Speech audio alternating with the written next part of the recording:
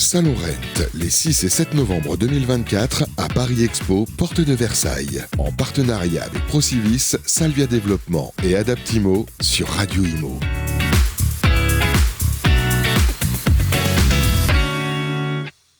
Bonjour à tous, bienvenue sur Radio Imo. On est ravis de vous retrouver au Rent, porte de Versailles, le Rent 2024. On vous fait vivre cet événement pendant 2 jours. Vous le savez, on a délocalisé notre studio. Sylvain Lévy-Valency, bonjour. Comment ça va, Bérénice ? Eh bien écoutez, en pleine forme pour cette belle table ronde. Je suis tellement content d'être là. C'est vrai, vous êtes content, vous êtes heureux ? Je suis tout content de vous retrouver. Eh bien écoutez, moi aussi je suis content. Et je suis contente de cette belle table, l'importance de la relation client dans un marché immobilier en mutation, la valeur ajoutée des agents immobiliers. Voilà, c'est le thème de notre table ronde. Et pour ce faire, nous avons 3 invités autour de la table. Alors, nous avons Sabrina Robles. Bonjour, vous êtes directrice générale d'Adaptimo. Bonjour Bernice. Ravie de vous recevoir. Cécile Fiorentino, bonjour. Vous êtes la fondatrice gérante du groupe Santoni Immobilier. Et puis Aurore Fiorentino, bonjour. Bonjour. Vous êtes associée gérante donc, de Santoni Immobilier. Donc c'est une agence immobilière à Sète et à Agde, hein, c'est ça ? Il y en a plusieurs. 15 agences immobilières situées entre Sète et Béziers, pour ceux qui connaissent, dans l'Hérault. Voilà. Et alors, on va peut-être commencer aussi, Sabrina Robles, vous pouvez nous présenter Adaptimo ? Avec plaisir. Donc Adaptimo, on est éditeur de logiciels, créateur de sites internet et prestataire de référencement pour les agences immobilières et les réseaux d'agents mandataires. Et notre ambition, c'est de simplifier la vie des agents immobiliers. Les agents immobiliers qui en ont besoin en ce moment.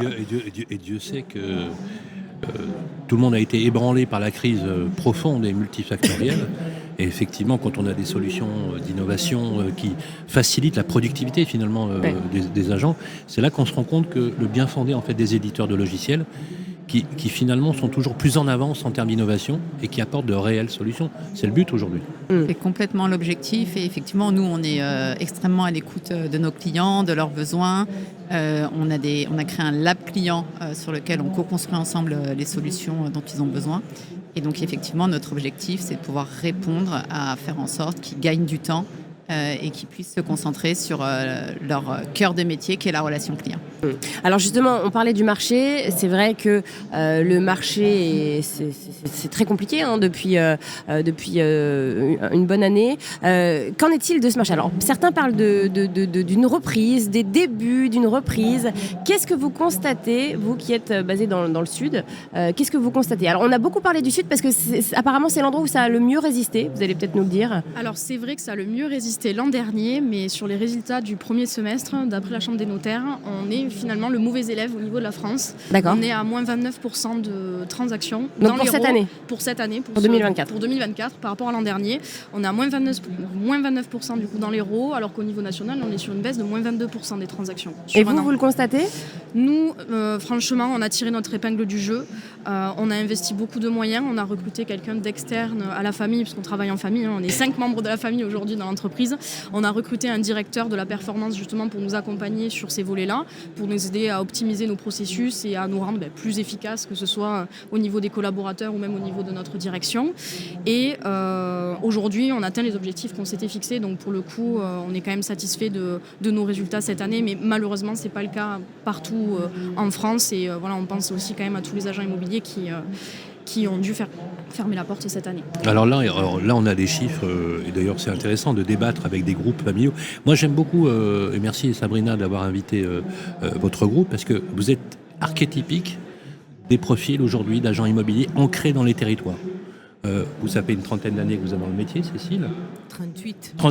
Je suis honnête, c'est 38. Alors, je ne vais pas dire que vous avez à peu près tout vu, mais on est d'accord que combien ? 3-4 crises immobilières ? Oui. Facilement ? Oui. 3-4 crises, et puis on est client d'Adaptimo quand même depuis 2006. D'accord. Et du coup, c'est sympa de nous avoir conviés à votre conférence là. C'est vrai que c'est très très important d'avoir des outils sur lesquels nous appuyer, de pouvoir rester présent et recruter des équipes qui ont envie de rendre service aux clients, parce que c'est le service client qui est la clé du succès en fait. Mais c'est l'humain en fait. Ouais. C'est l'humain, voilà. Typiquement, quand vous travaillez avec un logiciel qui fait du CRM, qui finalement administre et facilite votre exercice quotidien, qu'est-ce que vous lui demandez en particulier ? Beaucoup. Non, mais Beaucoup, voilà. c'est je jamais devais vous assez, dire, les pauvres. voilà, si je devais vous dire quels sont les 2-3 points qui sont les points durs, les points essentiels que vous demandez à un éditeur de logiciel, ça serait quoi? C'est surtout beaucoup de réactivité et un service après-vente, on va dire, un back-office qui est vraiment réactif. Voilà. Parce que vendre un logiciel, un CRM, c'est facile, mais quand après on a des difficultés, et c'est là où on ne veut pas être lâché. Et ça, c'est hyper important. Donc c'est un appui important. C'est un appui énorme, important, et surtout la réactivité. Le Quand vous service, parliez- c'est hyper important. Hein. Ouais, quand vous parliez des différentes crises que vous avez connues, celle-ci par rapport aux autres, en quoi est-elle différente? Et justement, est-ce que vous vous avez appuyé plus sur les outils pour celle-ci? Je crois que dans ma vie, ça a été la pire. Mais il faut reconnaître que quand on a eu le Covid, on a cru qu'on allait vraiment dans le mur. Et en fait, non. On faisait année historique sur année historique sur année historique. Alors là, moi, j'étais aux anges parce que on s'auto-congratulait, on faisait du chiffre d'affaires, on augmentait. Donc, quand on est patron et qu'on ne distribue pas forcément ses bénéfices, ça permet de thésauriser. Donc, du coup, on a remis nos agences au goût du jour. On a refait, ça paraît anodin, mais on a refait tous les sols en faux parquet. On a refait nos accueils, on a changé le mobilier. Donc, on a profité finalement de faire ces années historiques pour remettre un look beaucoup plus sympa. On avait refait la charte graphique aussi de l'entreprise. Et du coup, on a encore gardé un peu d'argent qui nous a permis de tenir déjà l'année dernière parce qu'il a fallu taper dans la trésorerie quand même pour faire face à la crise qu'on a eue déjà importante l'année dernière. Et là, on nous annonce les notaires déjà moins 29%. Donc, on sait qu'on est encore dans une année difficile. C'est vrai qu'on sent un frémissement de reprise de marché. C'est quoi? C'est des compromis, c'est ça? C'est un peu plus de compromis. Et puis, grâce à Adapt, nous, en tant que dirigeants, on a des alertes comme quoi, dès qu'il y a une vente qui est faite, on voit le prix initial, le prix, éventuellement négocié. On suit les ventes. Donc ça vous permet de prendre la température du marché, en fait. Ça permet de prendre la température du marché à l'instant T. Ouais. Vraiment, vous voyez. Donc, quand les notaires nous donnent une stat, elle va être évidemment avec un recul. Tandis que là, grâce à nos alertes, on mesure au jour le jour le marché qui est en hausse, qui est en baisse. On est en capacité d'avoir une vue de notre activité tout simplement, ce qui nous permet de pouvoir prendre les meilleures décisions possibles. Toutes ces données, vous vous en servez pour avoir des avis de valeur cohérents? Les avis de valeur, mais en plus nous on a presque 40 ans d'historique, donc oui bien sûr on se sert de toute notre donnée en fichier, donc mais Adaptimo, on a la chance, nous on a l'honneur de travailler avec eux, mais du coup on a tout notre fichier chez eux, donc tout notre historique. On a aussi toute l'activité de nos collaborateurs. On arrive à voir en fait, comme tout est dans le logiciel, on arrive facilement à extraire des données qui nous permettent de voir est-ce qu'il y a par exemple trop de négociations sur les honoraires, est-ce qu'il y a vraiment une baisse de prix au niveau de notre marché, de notre micro-marché, parce que des statistiques au niveau du département... des micro-marchés. Ah oui, mais même nous, le quartier en quartier, ça varie. On a des agences qui sont à 10 km les unes des autres, ce ne sont pas du tout les mêmes marchés. C'est des marchés, c'est pas un marché immobilier, c'est des marchés à l'échelle de la rue et du quartier. L'importance de la donnée, Sabrina, c'est capital pour les agents immobiliers. C'est franchement essentiel, et surtout avec le groupe Santoni qui effectivement, eux, ont ils sont vraiment très très bons dans le pilotage de leur société. Ils sont vraiment excellents, je pense, et donc dans le suivi de leur tableau de bord, de leur reporting. On voit qu'il y a vraiment une vraie analyse qui est faite pour pouvoir s'adapter et toujours suivre leur activité. Et donc oui, la data, c'est vraiment la base pour pouvoir piloter au mieux l'activité. Vous dites qu'ils sont excellents. C'est grâce à ça, vous pensez? C'est cette fine analyse du marché qui fait que on performe? Je pense que le groupe Santoni utilise Adapt vraiment une utilisation ultra profonde d'Adapt. Et donc, comme ils utilisent très bien Adapt et qu'ils mettent à jour leur base de données, ils ont une base de données ultra complète. Et donc, ils peuvent vraiment se baser sur les données pour piloter, prendre des décisions et se projeter. Est-ce que la place de l'agent immobilier a changé, a évolué justement avec cette crise? Est-ce que vous avez dû peut-être un peu changer votre manière de faire avec les clients, avec les vendeurs, avec les acquéreurs? pour moi, au fond, le rôle de l'agent immobilier, c'est toujours le même. C'est de donner du conseil, d'être présent, d'être réactif, d'être agréable et d'être compétent juridiquement et techniquement. Agréable, vous l'êtes un peu plus dans le sud qu'à Paris. Je pense que c'est un cliché parce que j'ai fait mes études à Paris et au final, j'ai passé des bons moments. Mais c'est vrai que dans le sud, dans les salles d'attente, ça tape la discute. Voilà. À Paris, bon... Il n'y a pas trop ça. Voilà, on attend sagement. Donc il y a cet aspect quand même de savoir-être qui pour moi est quand même la base du métier. Le savoir-faire technique, ça s'apprend. Et les réseaux, on travaille pour justement mettre en place des formations de qualité, ce genre de choses. Donc après, ce qui a changé par rapport à l'agent immobilier, c'est bien sûr la maîtrise de tous ces outils technologiques qui n'existaient pas à l'époque. Donc aujourd'hui, c'est important de maîtriser tous ces aspects technologiques et surtout, la loi, elle évolue tout le temps. La loi évolue tout le temps. Là, dernièrement, on a eu la loi climat qui nous a changé beaucoup de choses. Ils sont en train de sûrement faire passer une loi sur la régulation des meublés de tourisme. Parce donc ça, c'est beaucoup pour les investisseurs. Hein. C'est plutôt pour les investisseurs. Elle a été adoptée, Mais par exemple, c'est adopté, on attend juste le décret d'application. Donc nous, c'est vrai qu'on est sur un marché secondaire, parce qu'on est en bord de plage sur la moitié de nos agences, en bord de mer. Donc c'est sûr que nous, quand ils prennent des décisions comme ça va changer. Ça vous impacte. C'est ça nous impacte énormément sur les questions de tourisme, touristique et d'investissement. Donc c'est sûr que nous, on est obligés de vraiment être à la pointe de tout ce qui se passe au niveau de Combien technique et juridique. représentent justement les résidences secondaires comparées aux résidences principales par rapport à nous, votre... on est en 50-50. D'accord, donc 50-50. Ouais, 50 de résidences principales et 50... Il faut quand même rappeler que, on en a beaucoup parlé à la radio, que l'esprit de la loi d'Anaïg Lemer, c'est d'aligner la fiscalité des meublés saisonniers et la fiscalité du nu. Parce que le problème qu'on a dans vos secteurs, c'est qu'il est très difficile de trouver des baux de longue durée, vous savez. Oui. Et vous le savez, parce qu'ils viennent souvent à l'agence. Ils tapent désespérés parfois, les jeunes. Ah oui. Et les jeunes Oui, mais actifs, c'est aussi moins demandé. Absolument, on le voit. Et donc l'idée, c'est vrai, l'Airbnb a aspiré, il faut le dire, les petites surfaces, qui aujourd'hui, à Paris par exemple, vous n'avez aucune surface de moins de 25 mètres carrés en bail nu. Mais je pense qu'il y a des régions qui ont plus souffert que ça par rapport à nous, parce que nous, vraiment, si vous allez à Marseille-en-Plage l'hiver, vous verrez qu'il n'y a pas grand-chose à faire. Ouais, c'est clair. Donc voilà, nous, on a des vraies stations balnéaires, c'est-à-dire qu'ils ne vivent que l'été. Mais qui ont été créées différences. spécifiquement pour ça. C'est ça. Et il y a des différences à faire, par exemple avec le Cap d'Agde, où là, c'est vrai qu'on a des gens qui vivent à l'année. Et du coup, c'est pour ça que... Et le Covid a un peu changé ça aussi, d'ailleurs. Alors, le Covid a un peu mais changé. Si on prend Palavas-les-Flots, par exemple, qui est quand même en proximité de Montpellier, qui est un marché de report, puisque j'y suis allé il n'y a pas longtemps, on était avec Sabrina, les équipes du groupe à H-Expo. On voyait finalement, je disais tiens, c'est intéressant, Palavas, c'est hyper balnéaire dans mon mindset. Et puis je me suis dit, je voyais plein de gens qui habitaient.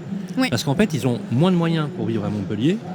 Donc ils font 5, 10, 15 kilomètres, pas beaucoup plus, pour trouver des marchés de report. Et finalement, les stations balnéaires sont parfois de belles alternatives pour l'hiver, pour occuper l'espace. Oui, bien sûr. Et les élus locaux sont très pour ce type de choses. Il y a des stations qui, franchement, des stations comme Marseille-en-Plage, aujourd'hui, ça n'existe presque plus. C'est plutôt des stations, on va dire, qui vivent à l'année. Bien sûr qu'il y a la population estivale qui remplit... Marseille. Marseillan. Et pas Marseille, attention. C'est Même différent. mes premières vacances avec mes frères et sœurs, on était un sacré paquet. Les seules et uniques vacances de mon enfance, c'était à Marseille-en-Plage. Ah ben voilà. Là, nous, on a été créés à Marseille-en-Plage. On s'est peut-être rencontrés. Alors, on va continuer sur la crise, un sujet un peu moins glamour que les vacances. Sabrina, au sein d'Adaptimo, donc là, on l'a vu, vos clients traversent une crise, vous l'avez dit, la pire que vous ayez connue. Comment vous vous adaptez en interne pour justement accompagner au mieux ces professionnels qui sont dans des phases compliquées? Est-ce que vous-même, vous avez été impacté par la crise? Alors oui, forcément, je pense que c'est tout l'écosystème qui a été impacté par la crise. Donc forcément, agences immobilières, notaires et tous ceux qui tournent autour du logiciel, forcément. Donc nous, on a été fortement impactés par la crise. Et malheureusement, ce qu'on a vu beaucoup, c'est des fermetures d'agences et des redressements judiciaires. Parce qu'effectivement, comme le disait Cécile, en bonne gestionnaire, elle a su gérer sa trésorerie et donc anticiper pour l'avenir, ce que certains n'ont pas réussi à faire. Et donc là, effectivement, c'est tout un art de savoir gérer sa trésorerie et c'était compliqué à cette période-là. Donc oui, on a énormément souffert. Et comment on accompagne nos clients ? Déjà, nous, on continue de poursuivre nos services, d'être présents, de comprendre, de nous adapter. Pour ceux qui ont eu des problèmes de trésorerie, de proposer des plans d'étalement de paiement. Vous soutenez vos clients dans cette mauvaise période. Exactement, Bien vraiment sûr. d'être en mode soutien, compréhensif. On a fait vraiment d'accompagner dans cette logique. Ok, vous passez un moment difficile, nous aussi au passage. Hein. Oui, parce que quand il y a des...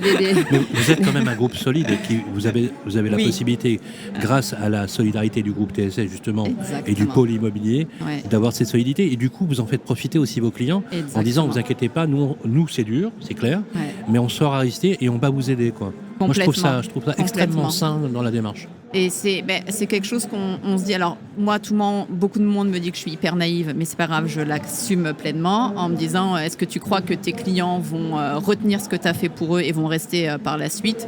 J'ai la certitude, moi, que oui. Bon, on me dit que non, que je rêve, mais c'est pas grave. Je parle sous le contrôle de Cécile, génération qui ont connu un peu qui ont quelques années d'expérience. La loyauté, ça paye toujours. La régularité, ça paye toujours. Et je vais vous dire, la naïveté, c'est juste la grandeur de l'âme. Donc, rassurez-vous, ils s'en souviendront. Et comme ils se souviendront de ceux qui les ont lâchés. Parce que ça marche dans les deux sens. Ouais. Vous savez, je vais citer Laurent Vimont, qui était quelqu'un que j'ai beaucoup apprécié, qui était l'ancien patron emblématique de Sentier 21, décédé trop tôt, qui disait « C'est quand la mer se retire qu'on voit ceux qui ont mis un maillot de bain ». C'est pas mal, j'aime bien. Et donc, j'entendais Cécile disant oui, les belles années, on n'a pas déversé les dividendes. Vous auriez pu. Oui. On n'a pas consommé, on a réinvesti dans l'outil. On a refait les murs, les sols, le look. C'est pas anodin du tout. C'est une gestion extrêmement prudente et on se rend compte d'ailleurs que beaucoup d'entreprises de l'immobilier, notamment les transactionnaires, parfois ont été un peu dispendieuses, on peut dire les choses comme ça. Elles ont vu un peu trop grand, elles pensaient qu'on allait raser gratis tous les jours. Et on se rend compte que celles qui ont mieux géré, bien géré, avec beaucoup de prudence, elles ont réussi à s'en sortir. Et c'est aussi les conseils que vous leur donnez. Parce que vous avez en plus la spécialité d'être une financière aguerrie.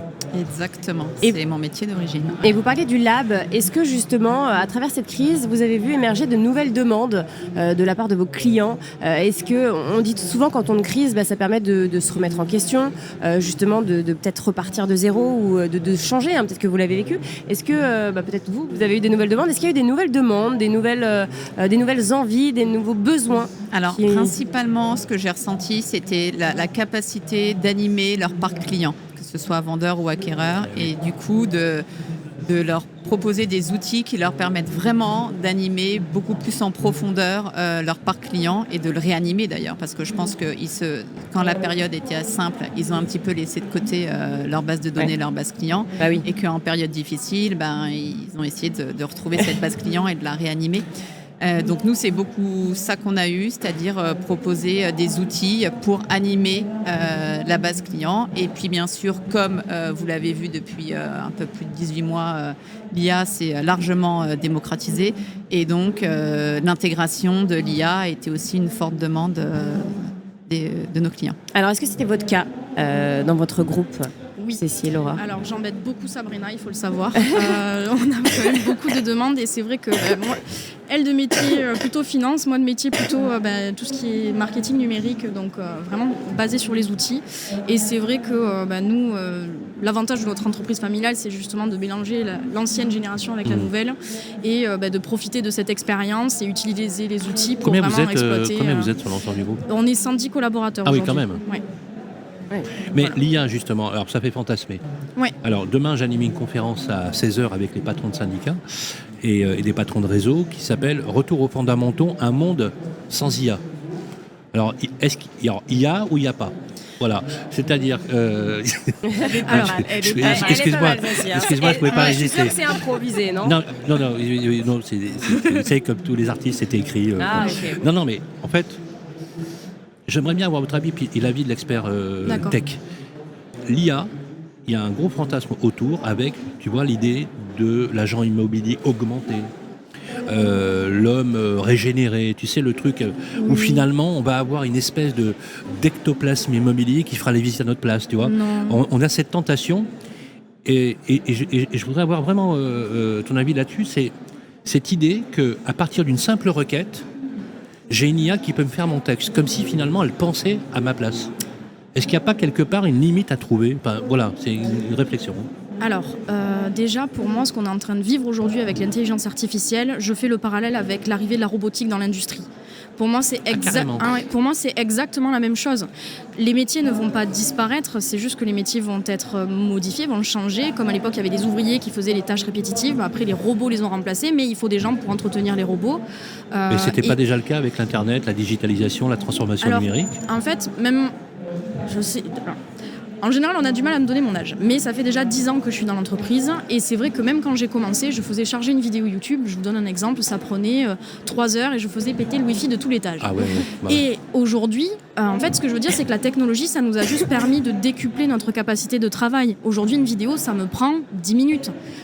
Écrire un texte d'annonce, peut-être qu'avant, le temps que je me creuse, que je sois sûre de ne pas faire de faute d'orthographe, etc., je pouvais mettre 15 minutes. Faire un article... pour notre entreprise, ça pouvait me prendre 1 heure. Et aujourd'hui, en fait, tout ça, c'est sûr que ça m'a réduit le temps de travail. Mais c'est plus toi qui le fais, ça. Si, je le fais toujours. C'est une intelligence artificielle qui te fait ton texte. ChatGPT, par exemple. Je peux m'aider de ChatGPT, mais clairement, ça ne remplace pas mon premier travail de réflexion. ChatGPT, si vous voulez, va être la petite main qui va mettre, en forme mon idée. Et alors, question, ce temps que vous économisez, vous le consacrez à quoi, du coup ? Faire encore plus de travail. Donc, non, et après c'est surtout que par exemple pour les métiers de commerciaux, moi je suis dans le marketing, donc moi je suis dans le back-office dans l'entreprise, donc c'est sûr que du coup ça me permet de multiplier mes actions ou être plus présente sur le terrain pour former nos collaborateurs. Mais pour un commercial, le fait de le libérer des tâches on va dire administratives sans grande valeur ajoutée, mais qui sont indispensables au métier, ça va juste le permettre d'être sur le terrain plus efficace. En fait, vous recyclez le gain en productivité par les travails chronophages qui n'ont pas de valeur ajoutée. C'est ça. En réalité, qui ne sont pas créatrices de valeur. Par contre, vous en faites profiter les clients dans la relation client. Mais bien sûr, donc on se serrera toujours la main avec le client. Mais bien sûr. Il n'y aura pas de choses désincarnées, etc. Non, pour moi c'est important. C'est un métier de proximité. C'est comme le cinéma. Tout le monde pensait que le cinéma allait souffrir de Netflix, des arrivées des plateformes digitales. Et au final, non, les gens prennent toujours plaisir à aller au cinéma, manger le popcorn, être avec les gens. C'est une transformation. Regardez les statistiques de cinéma. Ah oui, il n'y a jamais eu autant d'entrées au cinéma que toutes ces années. Donc non, au contraire, ça s'est démocratisé. Mais c'est comme les mandataires immobiliers qu'on a opposés, vous savez, souvent aux agences vitrées. Oui. Les mandataires se sont très bien développés et les agences vitrées sont toujours là. Oui. Et donc finalement, il n'y a pas d'opposition entre les genres. Maintenant, le modèle est dépassé largement de la guerre entre les deux, mais au début, on se disait, oulala, tu te rappelles, on va fermer les agences. Voilà. Mais la nouveauté fait peur. La nouveauté fait peur. Bien sûr. Et alors, est-ce que justement ces outils comme Adaptimo, ces nouvelles technologies, ça vous sert à recruter plus facilement ? Est-ce que à recruter ? Non, franchement non. Parce que le recrutement, pour moi, ça reste vraiment là purement de l'humain. Comme on l'a dit, nous, chez Santoni, est-ce que vous attirez les talents justement avec ça ? Est-ce que les talents, est-ce que les personnes qui viennent travailler chez vous, qu'on utilise sont demandeurs de ces outils ? Est-ce que ils le découvrent quand ils rentrent chez nous. J'avoue que c'est pas quelque chose qu'on utilise vraiment en termes d'argument de recrutement. Nous, on utilise plutôt notre marque, notre famille et le savoir-faire. C'est ça, et la norme ISO au niveau de la qualité. Parce que vous avez la norme ISO ? Oui, on est norme ISO 9001 pour l'ensemble de nos services. En tant que transactionnaire ? En tant que transactionnaire, gestionnaire. Vous savez que vous n'êtes pas très nombreux à l'avoir ? Tous les services. C'est vrai qu'il n'y en a pas beaucoup en France. Je peux vous dire combien. D'accord. Vous êtes moins de 5% en France des transactionnaires au volume à avoir cette norme. D'accord. Et nous, on l'a depuis 2006. Depuis 2006, avec Adapt. Bravo. Ouais. Donc Sabrina, peut-être pour conclure justement sur ces agents immobiliers, sur le rôle de l'agent immobilier, on l'a dit, qui a évolué, sur ces nouvelles demandes, qu'est-ce que vous pouvez nous dire ? Moi, juste pour rebondir sur ce que tu disais, je pense qu'effectivement, le rôle de l'agent immobilier, on est des êtres émotionnels, des êtres de contact, des êtres de lien, et ça, je pense qu'on va jamais le retirer. Et donc, demain, l'agent immobilier augmenté, non, pas du tout. C'est juste qu'il va peut-être pouvoir développer ses compétences relationnelles, et c'est tout, mais il ne sera pas augmenté en soi. Se dégager du temps en fait, enlever les tâches chronophages qui servent et en fait l'IA n'est qu'un facilitateur, il n'est pas décisionnaire. Il ne faut pas oublier ce que disait Aurore, c'est qu'en fait on reste nous maîtres de lui donner ce qu'on veut. Et il analyse, il facilite, il traite des tâches rapidement, mais à la fin, il ne prend aucune décision. Il est juste une aide à la décision peut-être, mais Voilà, ça remplacera pas l'humain. Alors, on va devoir conclure cette émission, mais je vous propose un tout petit jeu pour terminer rapidement. Ouais. Vous êtes d'accord? Allez, D'accord, Bérénice? j'adore vos jeux, Voilà. Sylvain. J'adore. Vous allez chacun me donner un mot, un adjectif très spontané qui illustre un peu les propos qu'on a changés, mais vraiment très spontanément. Un mot, un adjectif.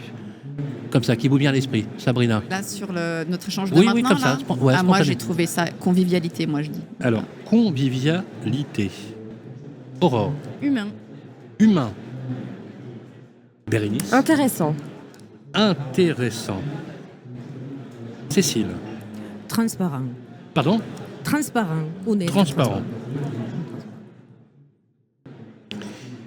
Alors, si on veut faire preuve de convivialité tout en restant humain, il faut trouver les choses extrêmement intéressantes et dans tous les cas, tâcher d'être transparent. Ce sera Le mot de la conclusion fin. Eh bien, de notre émission. Bravo. écoutez, Sylvain, vraiment, j'adore vos jeux. Merci. J'aime bien, voilà. Merci à vous, mesdames. Merci pour cette table ronde très Merci à vous. intéressante. Merci à vous. D'avoir ce regard croisé, hein, d'un côté l'éditeur et puis de l'autre côté les agents IMO. Merci beaucoup de nous avoir suivis. On se retrouve tout de suite pour une nouvelle table ronde sur Radio IMO. À très vite. Le Salon Rent, les 6 et 7 novembre 2024 à Paris Expo, porte de Versailles. En partenariat avec Procivis, Salvia Développement et Adaptimo sur Radio IMO.